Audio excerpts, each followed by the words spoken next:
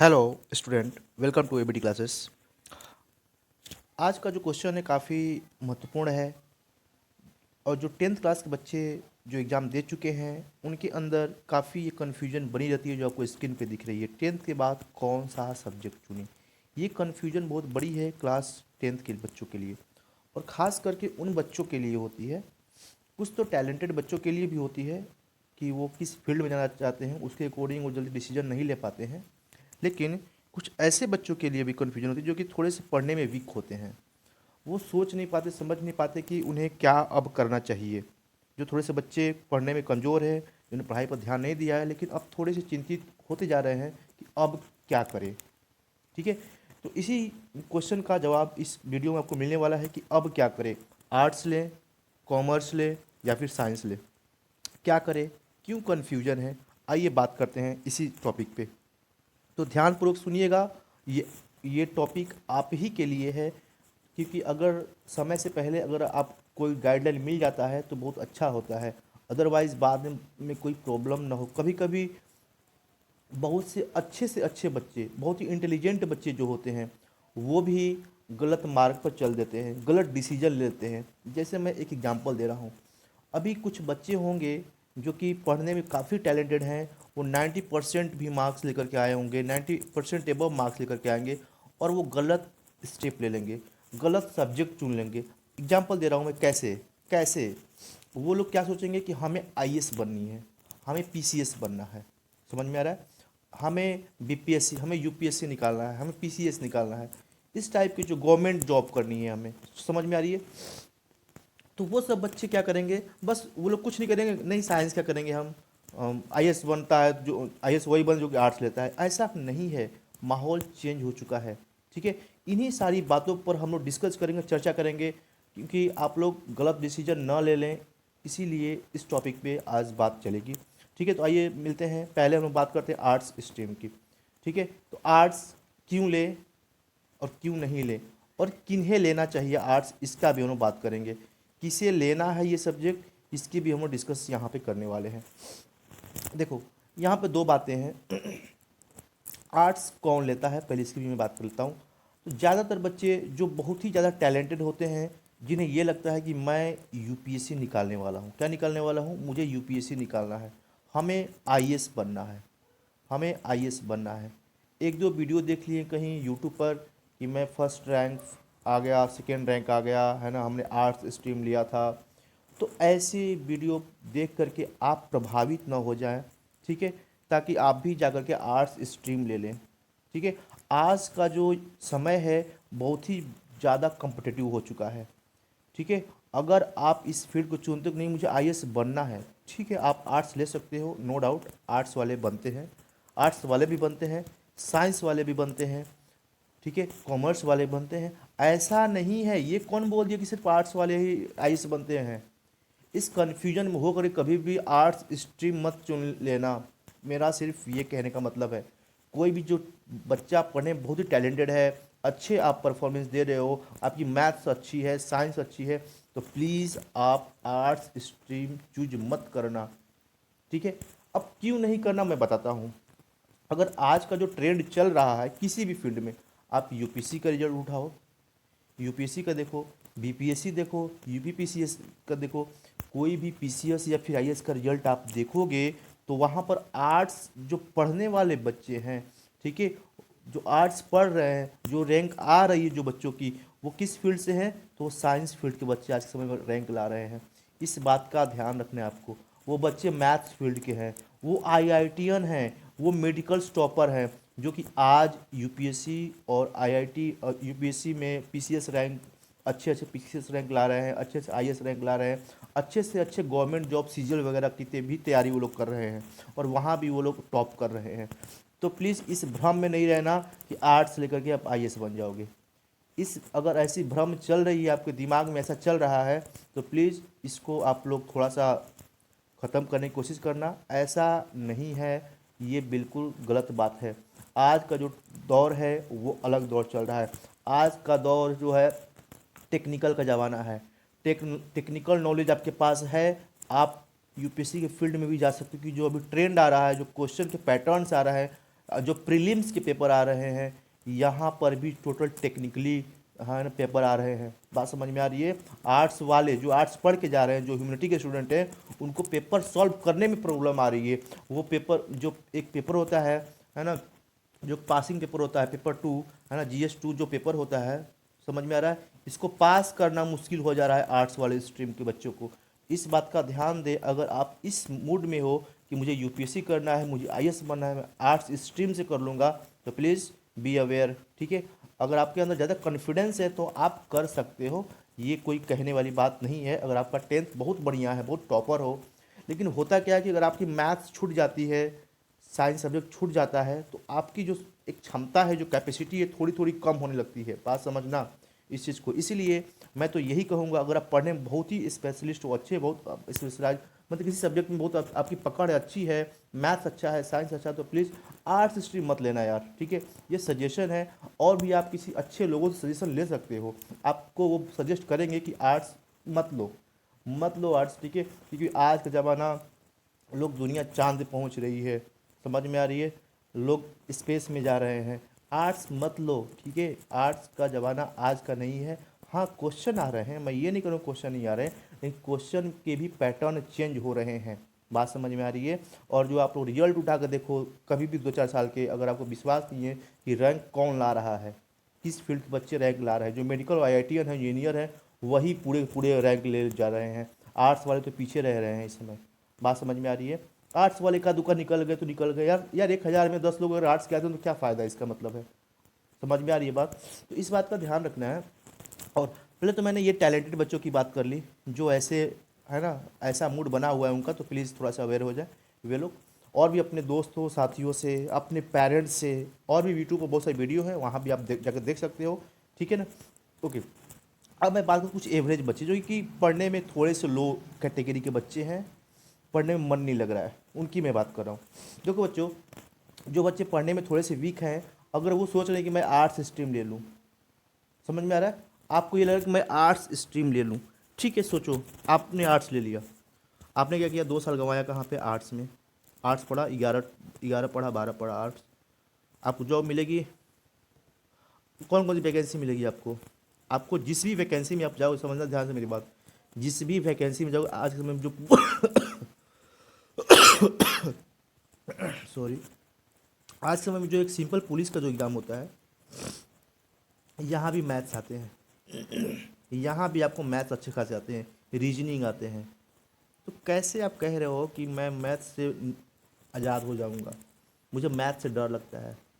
आप मैथ्स से आज़ाद नहीं हो सकते अगर आर्ट्स, ठीक है, बात समझ में आ रही है ना। छोटे से अगर अगर आर्ट्स लोग क्यों लेते हैं, ज़्यादातर यही लोग लेते हैं कि हमें कोई सरकारी जॉब में चले जानी है। एवरेज बच्चा है वो भी सोचता है कि आर्ट्स लेंगे, पुलिस वगैरह की नौकरी करेंगे, सब इंस्पेक्टर बन जाएंगे, या फिर ज़्यादा करेंगे तो बीपीएससी की तैयारी करेंगे, ठीक है। तो यहाँ भी आपको कहीं ना कहीं मैथ्स से गुजरना पड़ेगा, ठीक है। मैथ्स के सब्जेक्ट से यहाँ भी आपको गुजरना पड़ेगा। आप कोई भी पेपर देखो, मैथ्स आ ही रहा है, ठीक है। उसके बाद 10-12 किए, 2 साल गंवाए, 3 साल का क्या करोगे, ग्रेजुएशन करोगे, है ना, अंडर ग्रेजुएट यूजी, समझ में आ रहा है। उसके बाद हो सकता है कि यूजी तक आपने सोचा कि चलो मैं आगे भी और काम और रिसर्च वगैरह करूँगा, टीचर बनूंगा। टीचर बनना है तो बीएड करोगे अपने सब्जेक्ट से, जो भी आपको सब्जेक्ट रहा, आर्ट्स का, हिस्ट्री, पॉलिटी, इकोनॉमिक्स, जो भी आपको सब्जेक्ट रहा, ज्योग्राफी वगैरह, बीएड किया 2 साल, बीएड करोगे। यहाँ तक जाते जाते आपको फिर से जो आप टेट वगैरह का पेपर देते हो, वहाँ भी आपको कहीं ना कहीं ऐसे कंपटीशन का माहौल फिर से फेस करना होगा। थोड़े बहुत यहाँ भी मैथ्स के आएंगे ही आएंगे।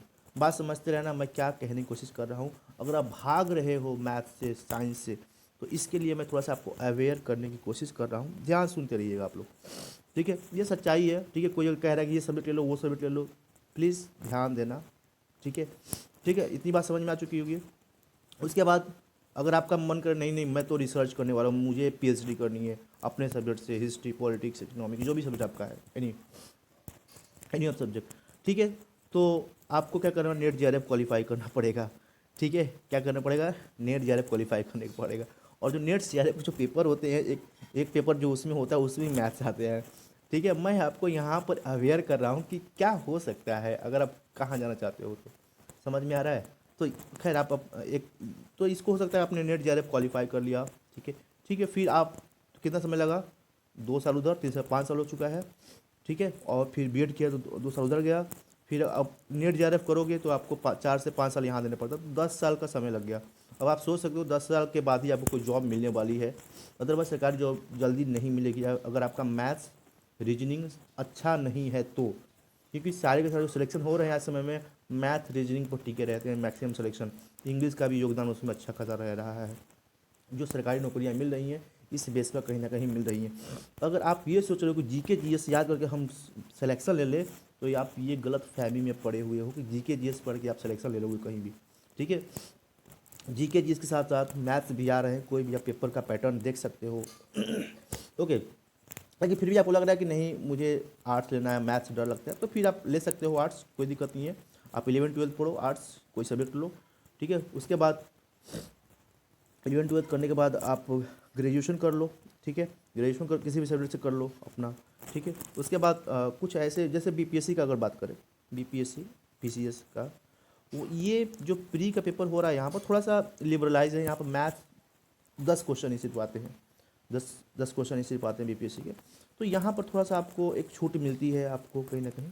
उसके बाद आप आगे जा सकते हो, अगर बहुत अच्छे हो पढ़ने में तो आप जा सकते हो आगे, ठीक है। तो यहाँ पर थोड़ी सी आपको छूट मिल रही है आपको, एक यही पेपर है। और पीसीएस यहाँ यूपी पीसीएस में तो यहाँ पे हो ही चुका है अब, तो यहाँ भी मैथ्स वगैरह GS1 का पेपर, जो पेपर 2 होता है क्वालिफाइंग, उसको करना पड़ेगा, ठीक है। तो इस तरीके से आर्ट्स की ये समस्या है। आर्ट्स मुझे नहीं लगता कि बहुत से बच्चों को आर्ट्स लेना चाहिए। आर्ट्स लेने का मैं क्यों मना कर रहा हूँ बार बार, इसके पीछे कारण ये है कि इस फील्ड में बहुत ज़्यादा कोई वो नहीं है कि आपको जॉब मिल ही जाएगा। बहुत से बच्चे देख रहे हैं आर्ट्स लेकर के बहुत से परेशान हैं, कहीं जॉब नहीं मिली, कहीं प्राइवेट में भी जा रहे हैं वो लोग, है ना। बाय द वे अगर सरकारी जॉब नहीं लगती है तो फिर वो लोग भटक रहे हैं ऐसे इसी तरीके से, ठीक है। कहीं अभी उनको जॉब वगैरह नहीं मिली है, कहीं ऐसे घूम रहे हैं। बात समझ में आ रही है। अगर आप टैलेंटेड हो तो कहीं भी कुछ कर सकते हो, टीचिंग कर सकते हो, प्राइवेट में प्राइवेट स्कूल में पढ़ा सकते हो अगर टैलेंटेड हो तब।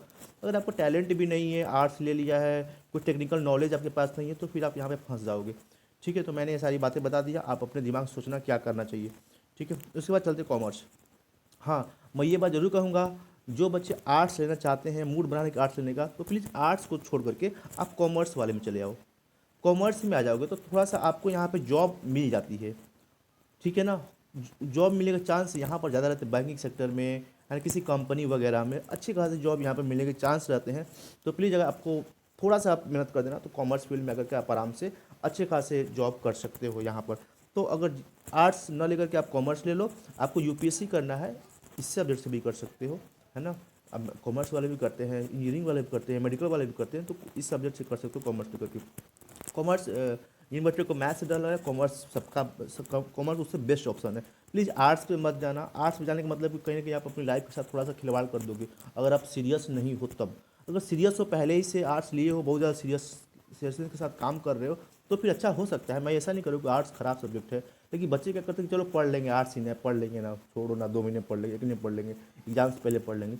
फिर वही बच्चे क्या होता है कि स्थिति खराब हो जाती है बाद में और फिर कुछ कर नहीं पाते। इसलिए मैं कह रहा हूँ कि आर्ट्स मत लेना। हाँ, बहुत सीरियस हो, नहीं मैं कर लूँगा, ठीक है, मैं पहले से स्टार्ट करूँगा पढ़ना, आप ले सकते हो आर्ट्स। आर्ट्स अच्छा सब्जेक्ट है, कोई इसमें खराबी नहीं है, ठीक है। बहुत से लोग आर्ट्स में अच्छा कर रहे हैं, पीएचडी वगैरह कर रहे हैं, लोग प्रोफेसर बनते हैं आर्ट्स से लोग, ठीक है। तो आप कर सकते हो, मैं मना नहीं कर रहा हूँ, बट थोड़ी सी अवेयरनेस के साथ। कॉमर्स सब्जेक्ट बहुत अच्छा सब्जेक्ट है यहाँ पर, ठीक है। इसको डर लगता है मैथ साइंस से तो कॉमर्स ले सकता है, और इस फील्ड में लोग बहुत अच्छा कर रहे हैं और आज के समय में लोग इसको ज़्यादा प्रीफर भी कर रहे हैं, ठीक है। उसके बाद साइंस, जो बहुत से टैलेंटेड बच्चे होते हैं, है ना, वो साइंस में भागते हैं, भाई साइंस लेना है, ठीक है। तो साइंस में क्या, या तो बायो लेंगे, ठीक है, मैथ लेंगे, ठीक है। बायो लेंगे तो कहाँ जाएंगे, मेडिकल में, मैथ लेंगे आईआईटी इंजीनियरिंग बीटेक करना है, ठीक है। तो ये दो चलता है इन लोगों के मन में, हमेशा चलता रहता है कि ऐसा करना है, ठीक है।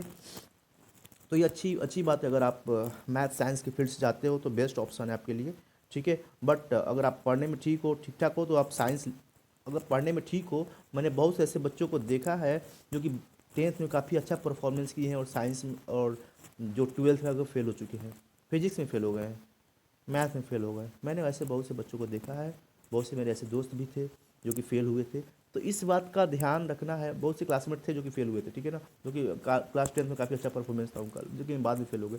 तो 10th अलग चीज़ है, अगर आप लगता है कि टेंथ में अच्छा कर दिए तो ट्वेल्थ में भी अच्छा कर दोगे, ये 100% गारंटी नहीं है, क्योंकि ट्वेल्थ पूरी तरीके से अलग है टेंथ से। 11 12 पूरी तरीके से अलग है टेंथ से, इस बात का ध्यान रखना है। तो पढ़ाई के साथ खिलवाड़ नहीं, आप सब कुछ सोच समझ के विचार करके ही अपना सब्जेक्ट चुनना, ठीक है। आप अगर इस फील्ड में अच्छा करते हो तो आप इतने अच्छी जगह जाओगे कि पूछने की बात नहीं है ना। सबसे बेस्ट फील्ड यही यही है। अगर इस फील्ड में आप बेहतर करते हो तो आप कहाँ जा सकते हो आपको भी नहीं पता है। बात समझ में आ रही है? बहुत ही अच्छा सब्जेक्ट है ये। यहाँ पर जाओ, अच्छे से काम करो, अच्छे से पढ़ाई करो, मन लगा के पढ़ो, फिर कर सकते हो। पढ़ने में मन नहीं लगता है, पहले से थोड़े से कमज़ोर हो पढ़ने में, आप आर्ट्स मत लेना, कॉमर्स सब्जेक्ट ले लेना। वहाँ पर धीरे धीरे आप फोकस करोगे तो आप आराम से अच्छे कर सकते हो, ठीक है। लेकिन आर्ट्स मत लेना, और आर्ट्स लोगे तो फंसने का चांस ज़्यादा रहता है। कहने का मेरा मतलब ये है, आर्ट्स ख़राब नहीं है, मैं ये नहीं कहूँ ख़राब सब्जेक्ट है, क्योंकि वहाँ पे फंसने का चांस ज़्यादा रहता है बच्चों को, ठीक है। अगर आप किसी से कोई पूछता भी है कौन सब्जेक्ट लिए हो, आर्ट्स लिए हो, तो उसके मन, अरे यार पढ़ने में गधा होगा, आर्ट्स लिया हो, ऐसी ऐसी ऐसी बातें चलती रहती है लोगों के मन में। तो थोड़ा सा इस सब चीज़ों को ध्यान में रखते हुए आप अपना सब्जेक्ट चयन करना। तो आज का वीडियो इसी पर था। तो थैंक्स फॉर लिसनिंग। जय हिंद। और सोच विचार के आप लोग काम करना, ठीक है। Thank you.